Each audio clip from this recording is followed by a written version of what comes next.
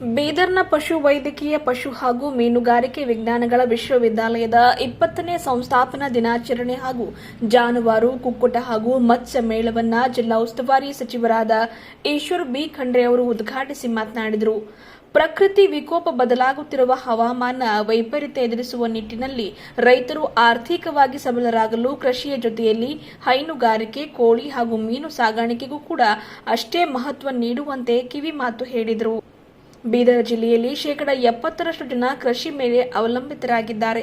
ರೈತರ ಬೆಳೆಗಳಿಗೆ ವೈಜ್ಞಾನಿಕ ಬೆಲೆ ಬರಬೇಕು. ಪ್ರಕೃತಿ ವಿಕೋಪದಂತಹ ಪರಿಸ್ಥಿತಿಯಲ್ಲಿ ರೈತರಿಗೆ ಸಾಕಷ್ಟು ನಷ್ಟವಾಗ್ತಾ ಇದೆ.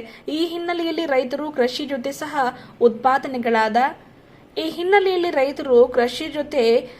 ಉತ್ಪಾದನೆಗಳಾದ ಪಶು ಸಂಗೋಪನೆಗೆ ಹೆಚ್ಚಿನ ಆದ್ಯತೆ ನೀಡಬೇಕು ಎಂದರು. ಜಿಲ್ಲೆಯಲ್ಲಿ ಕೃಷಿ ಪೂರಕ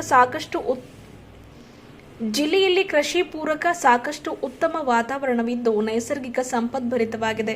ಈ ಭಾಗದಲ್ಲಿ ಹೈನುಗಾರಿಕೆ, ಕೋಳಿ, ಕುರಿ ಮತ್ತು ಮೀನು ಸಾಗಾಣಿಕೆಗೆ ಹೆಚ್ಚಿನ ಒತ್ತು ನೀಡಬೇಕಾಗಿದೆ. ಈ ಹಿನ್ನೆಲೆಯಲ್ಲಿ 20 ವರ್ಷಗಳ ಹಿಂದೆ ಬೀದರ ಜಿಲ್ಲೆಯಲ್ಲಿ ಪಶು ವೈದ್ಯಕೀಯ ಪಶು ಹಾಗೂ ಮೀನುಗಾರಿಕೆ ವಿಜ್ಞಾನಗಳ ವಿಶ್ವವಿದ್ಯಾಲಯ ಆರಂಭಿಸಲಾಗಿದೆ.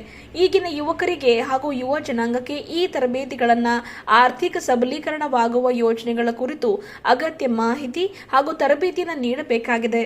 ವಿಜ್ಞಾನ ತಂತ್ರಜ್ಞಾನ ಬದಲಾದಂತೆ ವಿಜ್ಞಾನಿಗಳು ಹೊಸ ತಳಿಗಳನ್ನು ಬೆಳಕಿಗೆ ತರ್ತಾ ಇದ್ದಾರೆ. ಈ ಹಿನ್ನೆಲೆಯಲ್ಲಿ ರೈತರು ಯಾವ ತಳಿ ಬೆಳೆದರೆ ಹೆಚ್ಚಿನ ಲಾಭವಾಗುತ್ತದೆ ಎಂಬ ಬಗ್ಗೆ ಅಗತ್ಯ ತರಬೇತಿ ಅಗತ್ಯವಾಗಿದೆ. ಜಿಲ್ಲೆಯಲ್ಲಿ ಈಗಾಗಲೇ 1.5 ಲಕ್ಷ ಹಾಲು ಉತ್ಪಾದಿಸಲಾಗ್ತಾ ಇದೆ. ಇನ್ನೂ ಹೆಚ್ಚಿನ ಹಾಲು ಉತ್ಪಾದನೆಗೆ ಮಹಿಳೆಯರು ಒತ್ತು ನೀಡಬೇಕಾಗಿದೆ.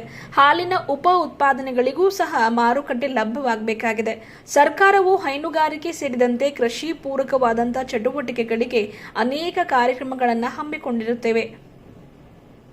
ಬಡ್ಡಿ ರಹಿತ ಸಾಲ, ರೋಗಗಳನ್ನು ತಡೆಗಟ್ಟಲು ಜಾನುವಾರುಗಳಿಗೆ ಲಸಿಕೆ ನೀಡಲಾಗ್ತಾ ಇದೆ.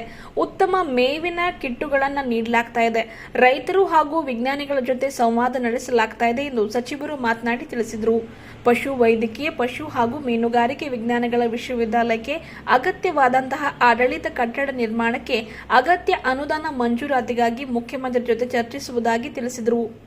ತಾತ್ಕಾಲಿಕ ಬೋಧಕೇತರ ಹುದ್ದೆಗಳ ಭರ್ತಿಗೂ ಸಹ ಕ್ರಮ ಕೈಗೊಳ್ಳಲಾಗುವುದು. ಬರಿಯಷ್ಟಲ್ಲದೆ ಕೆಕೆಆರ್ಡಿಬಿ ಅಡಿಯಲ್ಲಿ ಹೆಚ್ಚಿನ ಅನುದಾನ ನೀಡಲು ಸಹ ಯೋಜಿಸಲಾಗುವುದು ಎಂದರು. ಇದೇ ಸಂದರ್ಭದಲ್ಲಿ ಸ್ವರ್ಣ ಸಂಚಿಕೆ ಮತ್ತು ಇತರೆ ಪ್ರಕಟಣೆಗಳ ಬಿಡುಗಡೆ ಹಾಗೂ ತಂತ್ರಜ್ಞಾನ ಆಧಾರಿತ ತಳಿ ಗುರುತಿಸುವ ಮೊಬೈಲ್ ಆಪ್ ಲೋಕಾರ್ಪಣೆಗೊಳಿಸಿ ಹಾಗೂ ರಾಜ್ಯದ 31 ಜಿಲ್ಲೆಗಳ ವಿವಿಧ ಕ್ಷೇತ್ರಗಳಲ್ಲಿ ಸಾಧನೆ ಮಾಡಿದ ರೈತರಿಗೆ ಪ್ರಶಸ್ತಿ ಪ್ರದಾನ ಮಾಡಲಾಯಿತು.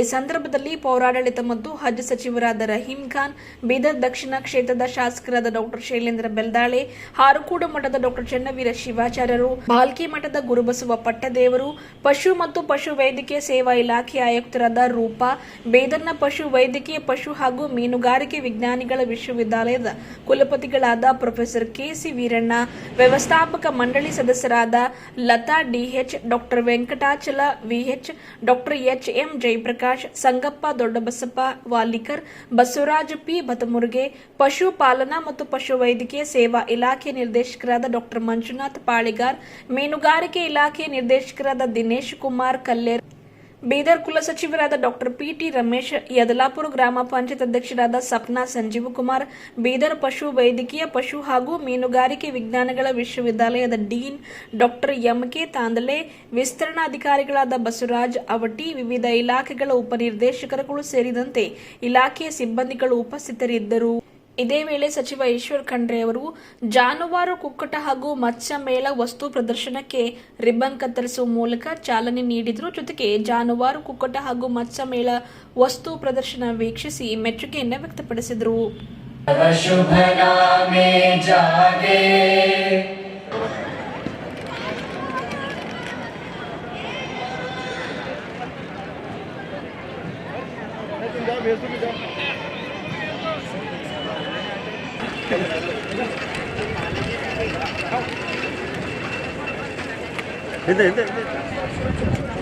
ಒಂದು ಐಡಿಯಾ ವನ್ಯಜೀವಿ ಪಶುವೈದ್ಯಕೀಯ ಸಂಶೋಧನಾ ಸಂಸ್ಥೆ ಸರ್ ಇವತ್ತು ಪುಸ್ತಕ ಕೂಡ ರಿಲೀಸ್ ಮಾಡಿದ್ದೀವಿ.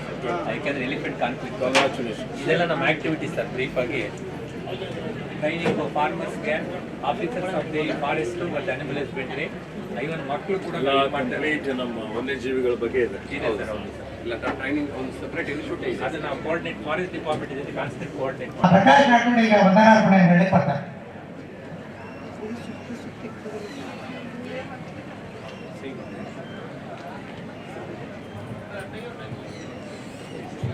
ಎಲ್ಲರಿಗೂ ನಮಸ್ಕಾರ.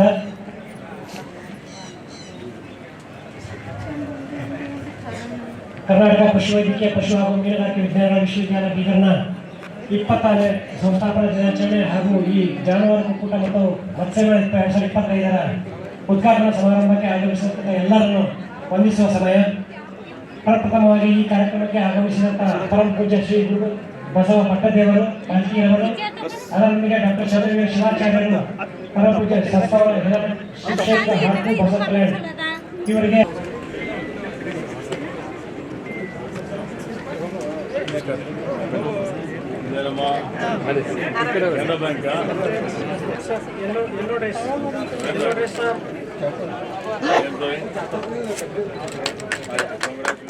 Thank you sir. Mission basketball sir, ಆಮೇಲೆ ಪುಸ್ತಕ ಕೂಡ ಮಾಡ್ತಾ ಇದ್ದೀವಿ ಸರ್. ಬಾಸ್ಕೆಟ್ಬಾಲ್ ಮಾಡಿದ್ರೆ ನರೇಗಾದಲ್ಲಿ ರೋಡ್ ಪರ್ಮಿಷನ್ ಹಾಂ ಸರ್, ಎಲ್ಲ ಫೋಟೋ ನರೇಗಾದ ಇದೆಯಾ? ಪರ್ಮಿಷನ್ ಸರ್, ಇದು ಯದ್ಲಾಪುರನಲ್ಲಾಗಿದೆ. ಆಯ್ತಮ್ಮ, ಒಳ್ಳೇದಾಗಿ. ಇದು ಮತ್ತೆ ರಾಮನಗರಕ್ಕೆ ಹೋಗ್ಬೇಕಾ?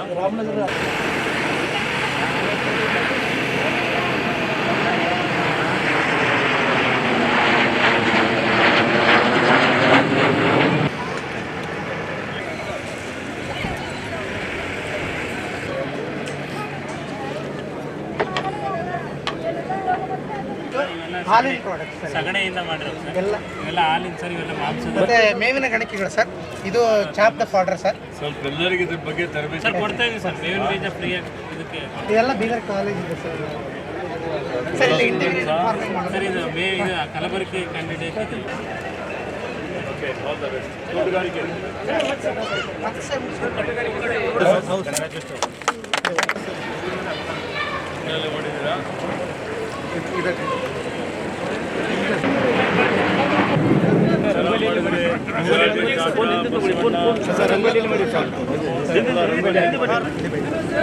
ಚಲೋ ಮಾಡಿ ನೋಡು ನೋಡು.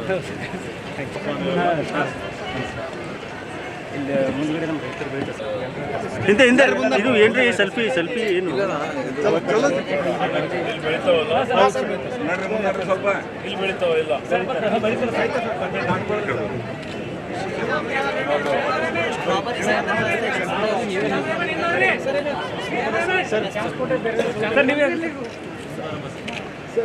ಸರ್ ಹಿಂದೆ ಬಿಡಿ ಸರ್. ಸರ್ ಹಲೋ ಹಲೋ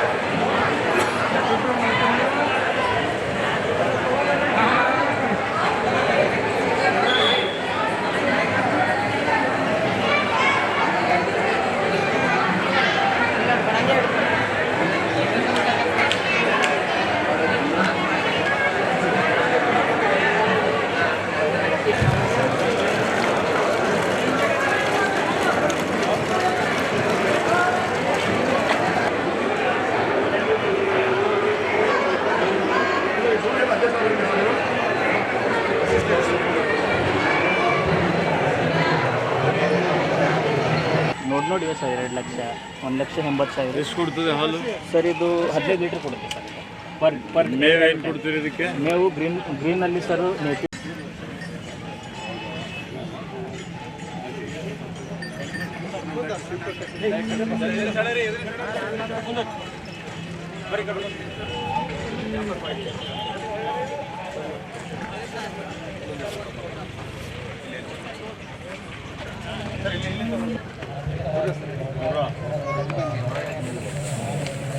ಆರೋಗ್ಯ ಸಮಸ್ಯೆ ಏನಾಗಲ್ಲ. ಎಷ್ಟು ಕೊಡ್ತದೆ ಇದು? ಮಿಲ್ಕ್ ಬಂದು 20 ಲೀಟರ್ ತಾನೇ ಇದೆ ಸರ್. ಇದು ಫುಲ್ಲು ಸರ್ ಇದಕ್ಕೆ ಬ್ರೀಡಿಂಗ್ಗೋಸ್ಕರ. ಓಹೋ, ಬ್ರೀಡಿಂಗ್ ಸರ್ ಇದು. ಎರಡು ಬ್ರೀಡಿಂಗ್ ಬ್ರೀಡಿಂಗ್ ಫುಲ್ಸಾ?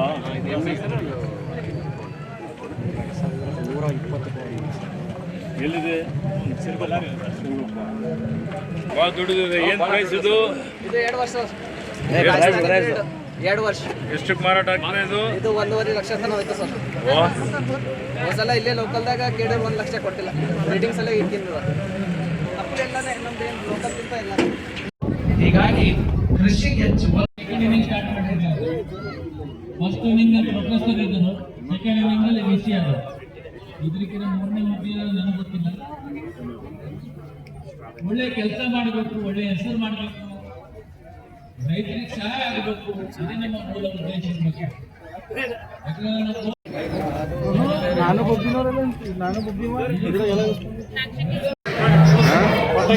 ಬಿಟ್ಟ ಕೊಟ್ಟರೆ ಸರಿ.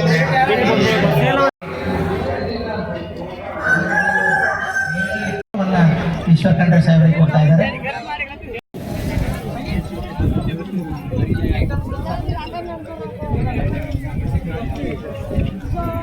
ಜಿಲ್ಲೆಯಲ್ಲಿ ಸುಮಾರು 1.5 ಲಕ್ಷ ಹಾಲು ಉತ್ಪಾದನೆ ಆಗ್ತದೆ. KMF ಸುಮಾರು 50 ರಿಂದ 60 ಸಾವಿರ ಲೀಟರ್ ಹಾಲು ಇವತ್ತು ಖರೀದಿ ಮಾಡ್ತಾರೆ. ಆದರೆ ನಮ್ಮ ಜಿಲ್ಲೆಯಲ್ಲಿ ಇನ್ನು ಹೆಚ್ಚಿನ ರೀತಿಯಲ್ಲಿ ಹಸು ಇರ್ಬೋದು, ಎಮ್ಮೆ ಇರ್ಬೋದು, ಇವಕ್ಕೆ ನಮ್ಮ ರೈತರಿಗೆ, ಮಹಿಳೆಯರಿಗೆ ವಿಶೇಷವಾಗಿ ಯಾರು ಹೈನುಗಾರಿಕೆ ಮಾಡ್ತಾರೆ, ಹೈನುಗಾರಿಕೆ ಮಾಡುವಂಥವರಿಗೆ ಲಾಭದಾಯಕ ಆಗಬೇಕು ಅಂತ ಹೇಳಿದ್ರೆ ಈಗ 50 ರೂಪಾಯಿ, 60 ರೂಪಾಯಿ, 70 ರೂಪಾಯಿ ಇನ್ನೂ ಹಾಲಿನ ಬೆಲೆ ಜಾಸ್ತಿ ಆಗುವಂಥದ್ದು ಮಾರುಕಟ್ಟೆಯಲ್ಲಿ ಬಹಳ ಅವಶ್ಯಕತೆ ಇದೆ. ಅದ್ರ ಜೊತೆಯಲ್ಲಿ ಹಾಲಿನ ಸಹ ಉತ್ಪಾದನೆಗಳೇನು ಬರ್ತದೆ, ಇವತ್ತು ನಾವು ಅಲ್ಲಿಂದ ಬೆಣ್ಣೆ ಮಾಡ್ತೀವಿ, ಮೊಸರು ಮಾಡ್ತೀವಿ, ತುಪ್ಪ ಮಾಡ್ತೀವಿ, ಸ್ವೀಟ್ ಮಾಡ್ತೀವಿ. ಇವೆಲ್ಲದಕ್ಕೆ ಇವತ್ತು ವ್ಯಾಲ್ಯೂ ಆಡೆಡ್ ಹೆಚ್ಚಿನ ಒಂದು ಲಾಭ ಬರುವಂತಹ ರೀತಿಯಲ್ಲಿ ಅವರಿಗೆ ಮಾರುಕಟ್ಟೆ ತೋರಿಸ್ಕೊಡುವಂತ ಕೆಲಸ ಇವತ್ತು ನಾವು ಮಾಡುವಂಥದ್ದು ಬಹಳ ಅವಶ್ಯಕತೆ ಇದೆ. ಅದ್ರ ಜೊತೆಯಲ್ಲಿ ಕುರಿ ಸಾಕಾಣಿಕೆ ಇದೆ, ಬಹಳಷ್ಟು ರೀತಿಯಲ್ಲಿ ಸರ್ಕಾರ ಅನೇಕ ರೀತಿಯಲ್ಲಿ ಬಡ್ಡಿ ರಹಿತ ಸಾಲ ಕೊಡುವಂತ ಕಾರ್ಯಕ್ರಮ ಯೋಜನೆಯನ್ನು ನಾವು ಹಾಕಿಕೊಂಡಿದ್ದೇವೆ. ಹೀಗೆ ಲಾಭದಾಯಕ ಆಗ್ಬೇಕು ಅಂದ್ರೆ ಏನೇನು ರೋಗಗಳು ಬರ್ತಾ ಇದಾವಪ್ಪ, ಸಂಶೋಧನೆ ಆಗ್ಬೇಕಲ್ಲ. ಹೈನುಗಾರಿಕೆಗೆ, ಕೋಳಿ ಸಾಕಾಣಿಕೆಗೆ, ಕುರಿ ಸಾಕಾಣಿಕೆಗೆ ಬಹಳ ಅತ್ಯಂತ ಒಂದು ಪ್ರಾಶಸ್ತ್ಯವಾದಂಥದ್ದು, ಅನುಕೂಲಕರವಾದಂಥ, ಪೂರಕವಾದಂಥ ಒಂದು ಜಿಲ್ಲೆ ಆಗಿದೆ. ಇದನ್ನು ಅಭಿವೃದ್ಧಿಪಡಿಸಲಿಕ್ಕೆ, ಇದಕ್ಕೆ ರೈತರಿಗೆ ಇನ್ನೂ ಹೆಚ್ಚಿನ ಒಂದು ಸವಲತ್ತುಗಳು ಕೊಡಲಿಕ್ಕೆ ನಮ್ಮ ಸರ್ಕಾರದ ವತಿಯಿಂದ, ನನ್ನ ವತಿಯಿಂದ ಪ್ರಾಮಾಣಿಕವಾದ ಪ್ರಯತ್ನ ಮಾಡ್ತೀನಿ ಅನ್ನುವಂಥ ಒಂದು ಮಾತನ್ನು ಹೇಳಿ 3 ದಿವಸಗಳವರೆಗೆ ಈ ಒಂದು ಮೇಳ ನಡೀತಾ ಇದೆ. ಈ ಮೇಳ ಜಾನುವಾರು, ಕೋಳಿ ಮತ್ತು ಇವತ್ತೇನು ಮೀನು ಮತ್ತು ಮೇಳ ಬಹಳ ಯಶಸ್ವಿ ಆಗಲಿ. ಇದು ನಮ್ಮ ಜಿಲ್ಲೆಯ ಜನರಿಗೆ, ರೈತರಿಗೆ, ಮಹಿಳೆಯರಿಗೆ ಎಲ್ಲರಿಗೂ ಇದರಿಂದ ಇವತ್ತು ಒಳ್ಳೆಯದಾಗಲಿ, ಇದರ ಲಾಭ ಪ್ರತಿಯೊಬ್ಬರು ಪಡೆದುಕೊಳ್ಳಿ ಅಂತ ಹೇಳಿ ಹಲವಾರು ಸಾಧನೆಗಳನ್ನ ವಿಶ್ವವಿದ್ಯಾಲಯ ಮಾಡಿದೆ. ಆ ಸಾಧನೆಗಳ ಎಲ್ಲ ಒಂದು ಚಿತ್ರಣವನ್ನ ನಾವು ಇದೇ ಮಳಿಗೆಗಳಲ್ಲಿ ಸುಮಾರು 200ಕ್ಕೂ ಹೆಚ್ಚು ಮಳಿಗೆಗಳಲ್ಲಿ ಇಟ್ಟಿದ್ದೀವಿ. ಈ ಒಂದು ಜಾನುವಾರು, ಮತ್ಸ್ಯ ಮತ್ತು ಕುಕ್ಕುಟ ಮೇಳದ ಉದ್ದೇಶ ಇತ್ತೀಚಿನ ದಿನಗಳಲ್ಲಿ ಪಶುಪಾಲನೆ, ಹೈನುಗಾರಿಕೆ ಮತ್ತು ಮೀನುಗಾರಿಕೆ ಕ್ಷೇತ್ರಗಳಲ್ಲಿ ಆಗಿರ್ತಕ್ಕಂಥ ನವೀನ ತಂತ್ರಜ್ಞಾನಗಳನ್ನ ಮತ್ತೆ ಸುಧಾರಿತ ಸಲಹಾ ಸೇವೆಗಳನ್ನ ರೈತರಿಗೆ, ಪಶುಪಾಲಕರಿಗೆ, ಮೀನು ಸಾಕಾಣಿಕೆದಾರರಿಗೆ ಹಾಗೂ ನಮ್ಮ ಕುಕ್ಕುಟ ಅಂದ್ರೆ ಕೋಳಿ ಸಾಕಾಣಿಕೆದಾರರಿಗೆ ಒದಗಿಸ್ತಕ್ಕಂಥ ಉದ್ದೇಶ. ಎಲ್ಲವೂ ಸಹ ಒಂದೇ ಸೂರಿನಡಿ ಈಗ ಈ ಮೇಳದಲ್ಲಿದೆ. ಮತ್ತೆ ಈ ಒಂದು ಮೇಳದಲ್ಲಿ ಸುಮಾರು 200ಕ್ಕೂ ಹೆಚ್ಚು ಮಳಿಗೆಗಳಿದೆ. ಈ ಮಳಿಗೆಗಳಲ್ಲಿ ವಿಶೇಷವಾಗಿ ನಮ್ಮ ವಿಶ್ವವಿದ್ಯಾಲಯದ ಎಲ್ಲ ಸಂಶೋಧನಾ ಫಲಗಳನ್ನ ನಾವು ಬಿಂಬಿಸಿದ್ದೀವಿ. ಜೊತೆಗೆ ICR ಇನ್ಸ್ಟಿಟ್ಯೂಟ್ ಅಂದ್ರೆ ಕೃಷಿ ಅನುಸಂಧಾನ ಸಂಸ್ಥೆ ನವದೆಹಲಿಯ ಹಲವಾರು ಮಳಿಗೆಗಳು, ಅವರ ತಂತ್ರಜ್ಞಾನಗಳ ಒಂದು ಪರಿಚಯನ ಆಗ್ತಾ ಇದೆ. ಇದರ ಜೊತೆಗೆ ಎಲ್ಲ ನಮ್ಮ ಅಭಿವೃದ್ಧಿ ಇಲಾಖೆಗಳ ಒಂದು ಪರಿಚಯ ಆಗಿರ್ತಕ್ಕಂಥ ಸ್ಕೀಮ್ಗಳು, ಮತ್ತೆ ಇನ್ನು ನಮ್ಮ ಕುಕ್ಕುಟ ಪ್ರಪಂಚಕ್ಕೆ ಬಂದ್ರೆ ಏನೇನು ಕೋಳಿ ತಳಿಗಳಿದೆಯೋ ಫ್ಯಾಷನ್ ಕೋಳಿಯಿಂದ ಹಿಡಿದುಬಿಟ್ಟು ನಮ್ಮ ವಿಶ್ವವಿದ್ಯಾಲಯ ಅಭಿವೃದ್ಧಿ ಮಾಡಿರ್ತಕ್ಕಂಥ ಸ್ವರ್ಣಧಾರ ಮತ್ತು ಗಿರಿರಾಜ ಕೋಳಿಗಳ ಪ್ರದರ್ಶನ, ಸುಮಾರು 30ಕ್ಕೂ ಹೆಚ್ಚು ಕೋಳಿಗಳ ಪ್ರದರ್ಶನವನ್ನ ಕುಕ್ಕುಟ ಪ್ರದೇಶದಲ್ಲಿ ನಾವು ಇಟ್ಟಿದ್ದೀವಿ.